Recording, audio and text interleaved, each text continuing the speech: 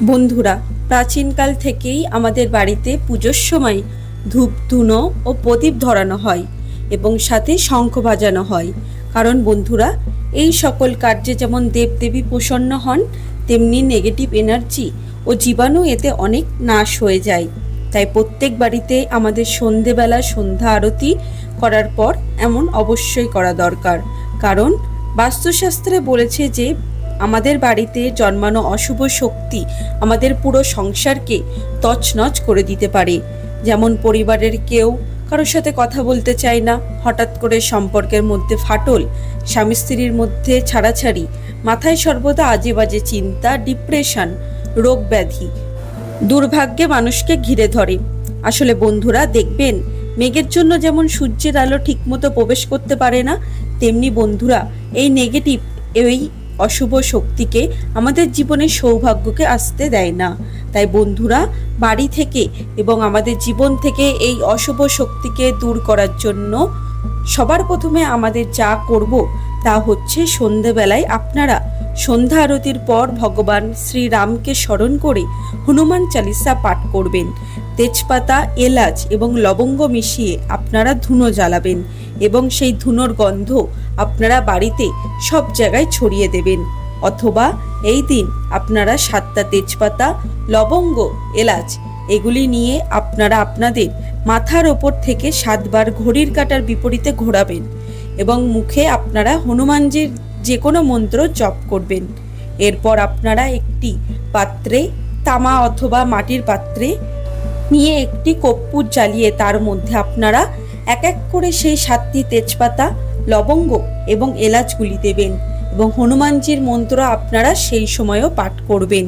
আর হনুমানজিকে বলবেন যেন আপনাদের সকল সমস্যা বাড়ি থেকে সকল রকমের নেগেটিভ এনার্জি তিনি নাশ করে দেন এবং আপনাদের পরিবারের সকল সদস্যকে তিনি সকল বিপদ থেকে যেন রক্ষা করেন। এবং পরের দিন আপনারা সেই ছাই, মানে আগুন জ্বালানোর ছাইটিকে কোনো নদী বা জলাশয়ে গিয়ে ফেলে দেবেন, যেন সেই ছাই কারোর পায়ে না লাগে। বন্ধুরা, আজ এই মাসের বড় মঙ্গলবার, তাই আজ রাতে বন্ধুরা আপনারা সামান্য 5টি গোলমরিচের দানা নিয়ে বাড়ির এখানে ফেলে দিন। এতে বন্ধুরা আপনাদের শত্রু তো নাশ হবেই এবং পরিবার থেকে ঝগড়া, ঝামেলা, অশান্তিও কমবে। এবং সব থেকে বড় কথা হচ্ছে বন্ধুরা, যে আপনাদের অর্থভাগ্য খুলে যাবে। তাই বন্ধুরা, আজকের এই ভিডিওটিতে আপনাদের জানাবো যে গোলমরিচের এমন কিছু উপায় যা আপনাদের ভাগ্যকে চমকাবে। তাই অবশ্যই ভিডিওটি আপনারা শেষ পর্যন্ত দেখুন।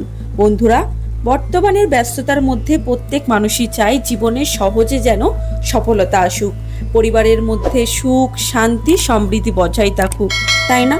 কিন্তু বন্ধুরা দেখবেন যে হঠাৎ করে এমন সময় জীবনে আসে যে হওয়া কাজ যেন আটকে যায়, পরিবারের নানান রকম বাধা, বিঘ্ন এবং দুর্ভাগ্য নেমে আসে। যাতেই হাত দেন না কেন বন্ধুরা, তাতেই যেন অসফল হন। আর এই সব কিছু বন্ধুরা বিভিন্ন কারণে হয়। ভগবান শ্রীকৃষ্ণ বলেছেন যে কর্ম করো তুমি তার ফল দেব আমি। তাই বন্ধুরা, এর থেকে বেরিয়ে আসা উপায় কিন্তু আমাদের বার করতে হবে 8টা ভক্তি, কর্ম এবং বিভিন্ন টোটকার মাধ্যমে। তাই বন্ধুরা, আজকের এই ভিডিওটি আপনাদের রান্নাঘরে থাকা কিছু গোলমরিচের উপায়ের কথা বলবো, যা যদি বন্ধুরা আপনারা এই মঙ্গলবার বা যে কোনো মঙ্গলবারে করতে পারেন তো অবশ্যই কিন্তু আপনারা সুফল পাবেন। নাম্বার 1, বন্ধুরা, খাবারে গোলমরিচ যেমন খাবারের স্বাদকে বাড়িয়ে দেয়, তেমন শরীরের পক্ষে কিন্তু বন্ধুরা এটি একটি উপকার। এছাড়াও তন্ত্রমন্ত্র, বিভিন্ন টোনা টোটকা থেকেও কিন্তু এই গোলমরিচ আমাদের রক্ষা করে। এছাড়া ঋণ থেকে, শত্রু থেকে এবং অর্থ কষ্ট থেকে কিন্তু এই গোলমরিচ আমাদের বারবার বের করে আনে। তাই যদি বন্ধুরা আপনাদের মনে হয় যে আপনার শত্রুর মধ্যে ঘিরে রয়েছেন বা কেউ আপনাদের কোনো হিংসা করেছে, কেউ আপনাদের ক্ষতি চাই, তো অবশ্যই বন্ধুরা আপনারা যে কোনো মঙ্গলবার দিন একটি লাল কাপড়ের মধ্যে কিছুটা গোলমরিচ এবং 1 টাকার কয়েন বেঁধে তা হনুমানজির মন্দিরে গিয়ে দিয়ে আসবেন অথবা অশ্বত্থ গাছের নিচে গিয়ে রেখে আসবেন। এতে সমস্ত রকম বন্ধুরা তন্ত্র মন্ত্র এবং আপনাদের শত্রু থেকে আপনারা মুক্তি পেয়ে যাবেন। এবং সেই দিন অবশ্যই কিন্তু আপনারা বাড়িতে আসার পরে হনুমান চালিসা বা হনুমানজির যে কোনো মন্ত্র আপনারা পাঠ করবেন। আপনারা জানেন যে মঙ্গলবারটি হলো হনুমানজির বার বা মা কালীর বার, তাই এই বারটি কিন্তু খুবই গুরুত্বপূর্ণ আমাদের সকলের জীবনের জন্য। নাম্বার 2, এছাড়া বন্ধুরা যদি আপনারা এই দিন এই কার্য করতে পারেন তো আপনারা সামান্য 5টি গোলমরিচ দানা নিয়ে সূর্যাস্তের পর আপনাদের মাথার ওপর থেকে 7 বার ঘড়ির কাঁটার বিপরীত দিকে ঘুরিয়ে কোনো কাগজের মধ্যে নিয়ে আপনারা আপনাদের বাড়ির আশেপাশে যে কোনো চৌরাস্তার মোড়ে থাকে তাহলে সেখানে গিয়ে 4টি দানা 4টিকে ছুঁড়ে মারবেন এবং একটি দানা আকাশের দিকে ছুঁড়বেন। মনে রাখবেন এই কার্য করার সময় কেউ যেন আপনাকে না দেখে এবং না শোনে। এই কার্য করা হয়ে গেলে আপনারা বাড়ি ফিরে আসবেন, কিন্তু মনে রাখবেন আপনারা কিন্তু পেছন ফিরে তাকাতে পারবেন না। আর ছোড়ার সময় অবশ্যই কিন্তু আপনারা আপনাদের শত্রুর নাম নিতে একদম ভুলবেন না। তারপর বাড়িতে এসে আপনারা ভালো করে হাত পা ধুয়ে হনুমান চালিসা বা হনুমানজির যে কোনো মন্ত্র আপনারা পাঠ করতে পারেন অথবা শ্রবণ করতে পারেন। যেই দিন আপনারা এই কার্য করবেন সেই দিন কিন্তু আপনারা নিরামিষ আহার গ্রহণ করবেন এবং নেশাভাম করবেন না, তাহলে এই কার্য কিন্তু ফল প্রদান করবে না। তাই যদি বন্ধুরা আপনারা সঠিকভাবে এই কার্যটি করতে পারেন তো অবশ্যই আপনারা শত্রু থেকে, আপনাদের অর্থ কষ্ট থেকে এবং সমস্ত রকমের বাধা বিপত্তি থেকে আপনারা মুক্ত পেয়ে যাবেন। আর এই দিন বন্ধুরা যে খাবারটি আমাদের প্রত্যেকের খাওয়া উচিত তা হচ্ছে হনুমানজির প্রিয় ভোগের মধ্যে রয়েছে গুড়, ছোলা, কলা বা লাড্ডু। বন্ধুরা আজকের দিনে এই প্রসাদ ভাগ্যশালীরাই পায়। এই প্রসাদ খেলে বন্ধুরা আজকের দিনে রোগ ব্যাধি, দুর্ভাগ্য, দরিদ্রতা, গ্রহ বাধা এই সব নাশ হয়ে যায়। জ্যৈষ্ঠ মাসের মঙ্গলবার মঙ্গলচণ্ডীর মহাযোগ, এই ভুলগুলো কিন্তু একদম আমাদের করতে নেই এই দিনে। বন্ধুরা আপনারা কি জানেন যে 5টি কাজ করলে কখনো মানুষের ওপর ঈশ্বরের কৃপা হয় না, সর্বদাই তাদের জীবনে দুর্ভাগ্য লেগে থাকে এবং এই কাজগুলো বন্ধুরা করলে মহাদেব প্রচণ্ড রুষ্ট হন এবং শনিদেবের বক্র দৃষ্টিও তাদের জীবনে এসে পড়ে। তাই বন্ধুরা ভুলেও আমাদের এই কাজগুলো কখনো করতে নেই। ভগবান শ্রীকৃষ্ণ বলেন যে মানুষ জীবনে পাপ পুণ্য উভয় থাকে, কিন্তু কিছু মানুষ জীবনে পুণ্য করার আগে পাপকে বেছে নেয়, যার ফলে বন্ধুরা তার এই জন্ম এবং পরের জন্মের ভাগ্য নির্ধারণ হয়। তাই মানুষের যে কোনো কাজ করার আগে তার পরিণাম কি হবে তা ভাবা উচিত।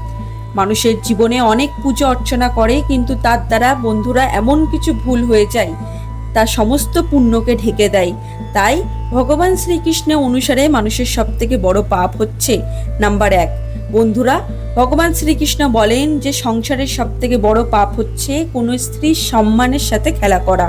কারণ বন্ধুরা মানুষ এই সংসারে একজন স্ত্রীর গর্ভ থেকে জন্ম নিয়েছে, তাই বিনা কারণে কখনো কোনো স্ত্রীর সাথে কখনো কোনো খারাপ ব্যবহার করবেন না।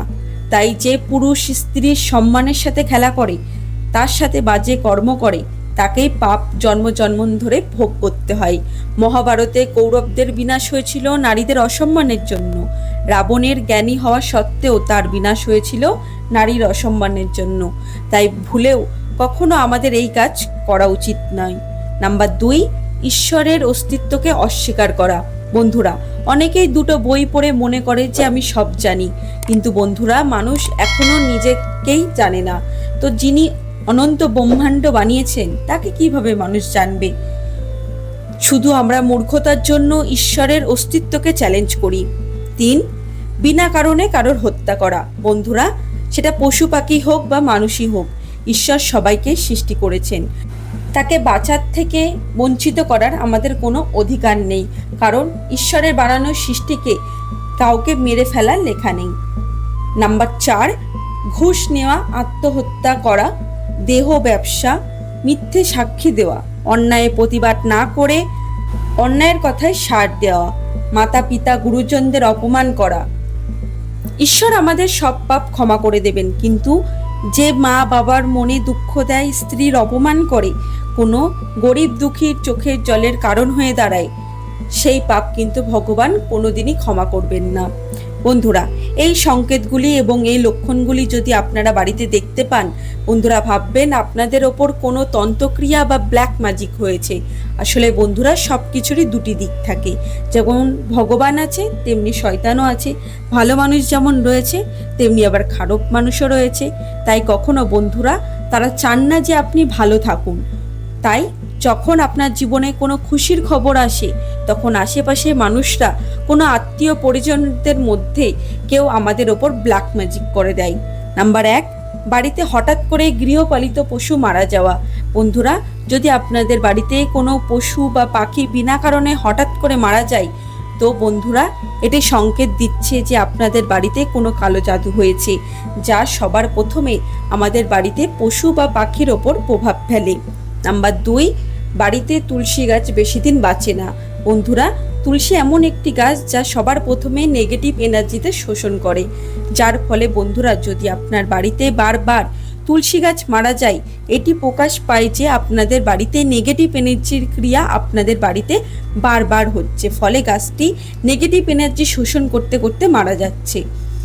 নাম্বার 3, হঠাৎ করে কোনো মানুষ ব্যবহার পাল্টে যাওয়া। যেমন হঠাৎ করে স্ত্রী বা স্বামীকে সহ্য করতে না পারা, তাদের কথাও কানে শুনতে পর্যন্ত না পারা, স্বামী ও স্ত্রীর মধ্যে প্রতিনিয়ত দ্বন্দ্ব। যারা কোনো কিছু আগে একে অপরকে ছাড়া থাকতে পারতো না, তারাই এখন প্রতিনিয়ত নিজেদের মধ্যে ঝামেলা অশান্তিতে জড়িয়ে পড়ছে। তাই যদি বন্ধুরা হঠাৎ করে এমন অসাধারণ ঘটনা ঘটে, তো বন্ধুরা আপনারা বুঝতে পারবেন যে এটা কোনো সাধারণ ঘটনা নয়। নাম্বার 4, রাতে বাড়ির আশেপাশে কোনো কালো কুকুর, বিড়াল বা কাক এসে ডাকা। বন্ধুরা, এইসব প্রাণী নেগেটিভ এনার্জিদের আগে থেকে অনুভব করতে পারে। তাই যখন কোনো প্রাণী আমাদের বাড়ির আশেপাশে এই নেগেটিভ এনার্জি বা বান মারা হয়, তখন কিন্তু এই প্রাণীগুলি এসে আমাদের আগে সংকেত দেয়, ডেকে অথবা কেঁদে।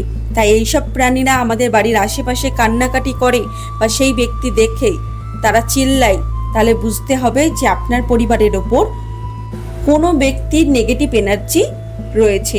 নাম্বার 5, প্রায় বন্ধুরা আপনি স্বপ্নে ভূত, প্রেত বা কোনো অশ্লীল কিছু দেখেছেন। চোখের নিচে আপনার প্রায় কালো হয়ে গেছে, ঠিক মতন রাতে ঘুম হচ্ছে না, কিন্তু তবুও যেন চোখের নিচে কালো হয়ে গেছে। তো বন্ধুরা, এটি প্রকাশ করে যে আপনাদের ওপর কোনো নেগেটিভ ক্রিয়া রয়েছে। নাম্বার 6, মাথা যন্ত্রণা। বন্ধুরা, অনেক সময় ডাক্তার বৈদ্যি দেখানোর পরেও যদি কিছুতেই কোনো উপায় হচ্ছে না বলে মনে হয়, মাথার উপর যেন কোনো বোঝা বসানো রয়েছে, বা হঠাৎ করে কোনো মানুষ অসুস্থ হয়ে পড়েছে, ডাক্তার বৈদ্যি দেখানোর পরেও কোনো উপায় বেরোচ্ছে না, ডাক্তার বুঝতেই পারছে না যে কি হয়েছে, তো বন্ধুরা এটিকে বলা হয় বান মারা। মানুষ ধীরে ধীরে খিটখিটে শুকিয়ে যায়, লোকজন থেকে সেই ব্যক্তি ধীরে ধীরে সরে যায়, কোনো ওষুধই তার ওপর কাজ করতে পারে না। বন্ধুরা, জ্যৈষ্ঠ মাসের আজ মঙ্গলচণ্ডীর পুজোর দিন এমন নেগেটিভ এনার্জি দূর করা যায় এই উপায়গুলি দিয়ে, যেগুলি আপনারা বাড়িতে অবশ্যই করবেন। নাম্বার 1, আজ মঙ্গলবার বাড়িতে হনুমান চালিসা পাঠ করুন অথবা ভগবান শ্রী রামের নাম কীর্তন করুন। বাড়িতে ভগবানের পুজো অর্চনা করুন, এতে হনুমানজি নিজেই আপনার বাড়িতে আসবেন এবং আপনাকে রক্ষা করবেন। 2, রাতে শোবার আগে একটি গ্লাসে জল নিয়ে নিজের মাথার ওপর থেকে 7 বার ঘোরাবেন, ঘড়ির বিপরীত দিক থেকে। এরপর সেই জল খাটের তলায় রেখে দিন। সকালে ঘুম থেকে উঠেই সেই জল আপনারা তুলসী গাছে ঢেলে দেবেন। এইভাবে 15 থেকে 16 দিন যদি আপনি করতে পারেন, তার মাঝে যদি দেখেন যে গাছটি শুকিয়ে যাচ্ছে, তাহলে ভাববেন আপনার ওপর কোনো তন্ত্রক্রিয়া করা হয়েছে, কোনো নেগেটিভ এনার্জি আপনাকে এতদিন ঘিরে ছিল। কিন্তু বন্ধুরা, সেই গ্লাসটি কিন্তু আপনারা আর কোনো কাজে ব্যবহার করতে পারবেন না। গ্লাসটি পারলে আপনারা বাইরে ফেলে দেবেন। বন্ধুরা, আজকের ভিডিও তাহলে এখানেই শেষ করলাম। আশা করছি ভিডিওটি থেকে আপনারা উপকৃত হয়েছেন। এই ধরনের ভিডিও আরও দেখতে আমার চ্যানেলটিকে সাবস্ক্রাইব করুন এবং এই ভিডিওটি আপনার পরিবারের সাথে শেয়ার করতে ভুলবেন না। দেখা হচ্ছে আবার একটি নতুন ভিডিওতে। ততদিন ভালো থাকবেন, সুস্থ থাকবেন। ধন্যবাদ।